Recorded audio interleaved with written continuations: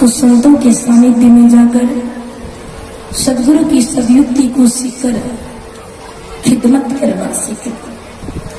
खिदमत का अर्थ होता है सेवा, क्योंकि सेवा यदि हमारे जीवन में है तो हमारा जीवन सुखमय होता है, और हमारे अंदर सेवा की भावना नहीं है तो हमारा जीवन दुख में बदल जाता है। बहुत सारे लोग कहते हैं कि सुख पाने के लिए हम आपको धन दौलत कमाना चाहिए, पर हमारे संत महापुरुष कहते हैं धन दौलत कमाने के बावजूद भी आपको सुख प्राप्त नहीं हो सकता। यदि धन दौलत से सुख प्राप्त होता तो मीराबाई राठौर की रानी थी, धन दौलत में उन्हें सुख क्यों नहीं मिला? छत्रपति शिवाजी राजपाट चलाने वाले छत्रपति राजा थे, सुख क्यों नहीं मिला?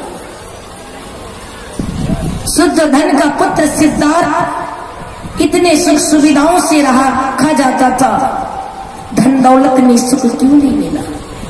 क्योंकि संसारिक वस्तुओं में सुख नहीं है, सुख है तो प्रभु के भजन में। चाहे प्रभु भजन करते आपको बाधाएं अड़चन क्यों न आ जाए, चाहे आपको अग्नि में जलना हो, चाहे कांटों पे चलना हो, चाहे देश त्याग ही करना हो तुम्हारे जीवन सब प्रभु चरणों में समर्पित है तो कहते मिलता है सच्चा सुख प्रभु तुम्हारे चरणों। प्रभु के चरणों में वह सच्चा सुख है। जिस सच्चा सुख को किसी ने पा लिया हो उनके लिए यही दुनिया में स्वर्ग प्राप्त हो जाता है। बहुत सारे लोग कहते हैं हम पुण्य करेंगे, मरेंगे तो स्वर्ग में वास होगा, है ना? पर स्वर्ग और नरक दोनों यही है आपका। कैसे? आपका घर में बड़ों का सम्मान होता है, माता पिता का सेवा होता है, और घर में सबका एक ही मत चलता है, तो समझ लीजिए वही घर आपके लिए स्वर्ग है। जहां माता पिता का सेवा नहीं होता, बड़ों का सम्मान नहीं होता, घर में एक मत नहीं, एक विचार नहीं है, सबके बोली में कटाक्ष है, तो वही घर नरक है, वही दुख है। जहां मेल है वही स्वर्ग है। जहां मेल है वहां संपत्ति नाना, और जहां मेल नहीं है विपत्ति निदान। जहां मेल नहीं वहां विपत्ति है, वहां दुख है, वहां कष्ट और कलह है। जहां मेल है वही सुख और शांति है।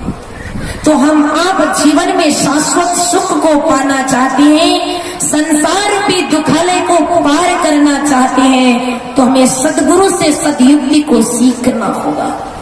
हम आपके पास धन का बल है, मन का बल है, जाति का बल है, रूप का बल है, गुण का बल है, चतुरता का बल है, पर हम आपके पास भक्ति रूपी बल नहीं है, तो सारा हम आपका बल निष्फल हो जाता है। क्योंकि जाति पाति कुल धर्म बढ़ाई, धन बल परिजन गुण चतुराई, भक्तिहीन नर सोही कैसा, बिनु जल वारिध देखई जैसा।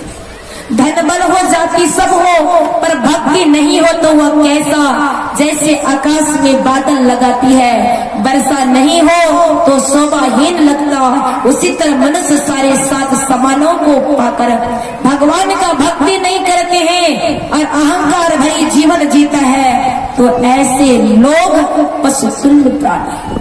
और स्वामी ब्रह्मानंद जी महाराज कहते क्या गर्भ करे मन माहे, तुझे काल पकड़ ले जाई जी, छिन पलक लगे नहीं बारी, हरि भजन करो सुखकारी। जीवन में सुख पाना चाहते हो तो हरि का भजन करो, प्रभु नाम का सुमिरन करो, क्योंकि प्रभु नाम के सुमिरन में वह सुख है जो सुख संसार में आपको कहीं भी हासिल नहीं हो सकता। प्रभु के भजन में वह आनंद है जो आनंद आपको कहीं ढूंढने से भी नहीं मिल सकता। इसलिए हम आप संसार रूपी सागर को पार करने का सदयुक्ति संत सदगुरु से सीखना है। और जैसे भी हम सीखे, चाहे हम त्रुटि भाषा में भगवान का सुमिरन करें या सही ढंग से हम भगवान का भजन करें, यदि हम हृदय से भगवान का पुकार करते हैं, भगवान नाम का सुमिरन करते हैं, तो जरूर हम आपका बेड़ा पार है। और जो गुरु युक्ति को सीख कर भजन नहीं करता, वह अधोगति में चला जाता। एक पोखर पर 3 मछली रहती थी। आप कहेंगे मछली तो बहुत रहती है, पर उस पोखर में 3 ही मछली क्यों रहती थी? उस पोखर में 3 मछली रहती थी और तीनों बहन थी। एक बहन का नाम था कुबुद्धि, दूसरी बहन का नाम था अर्धबुद्धि और तीसरी बहन का नाम था सुबुद्धि। ये तीनों बहन थी और एक ही पोखर पे